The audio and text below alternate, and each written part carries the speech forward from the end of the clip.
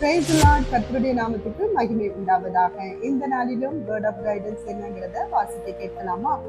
ஏசாயா எழுதின தீர்க்க தரிசன புத்தகத்துல 44ஆம் அதிகாரம் 22ஆம் வசனம். உன் மீறுதல்களை மேகத்தை போலவும் உன் பாவங்களை கார் மேகத்தை போலவும் அகற்றிவிட்டேன். என்னிடத்தில் திரும்பு, உன்னை நான் மீட்டுக் கொண்டேன் என்பதாக. ஆம் தேவ பிள்ளைகளை, யாரால இப்படி சொல்ல முடியும்? நம்முடைய ஆண்டவரால மட்டும்தாங்க இப்படி சொல்ல முடியும். எதனால? தேவ பிள்ளைகளை, அவர் தான் நம்முடைய மீறுதல்களையும் நம்முடைய சாபங்களையும் அவர் ஏற்றுக்கொண்டிருக்கிறார். ஒரு நாள் ஒரு சண்டே கிளாஸ்க்கு போன பிள்ளை தன்னுடைய பாட்டிகிட்ட கேட்டாங்க, ஆண்டவரை ஏன் பாட்டி இப்படி அடிக்கிறாங்க?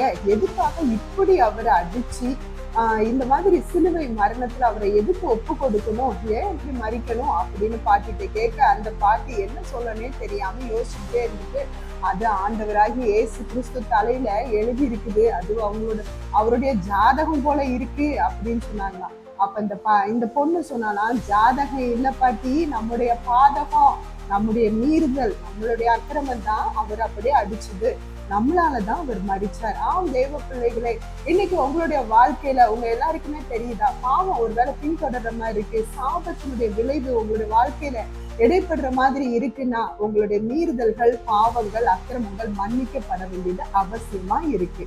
ஆண்டவருடைய பிள்ளைகளே, நீங்க இந்த நாள்ல ஒருவேளை அது என்ன தொடர்ற மாதிரி இருக்குன்னு சொன்னா, ஆண்டவரை தவிர வேற ஒருவராலையும் அதை என்ன பண்ண முடியாதுங்க, எடுத்து போடவே முடியாது.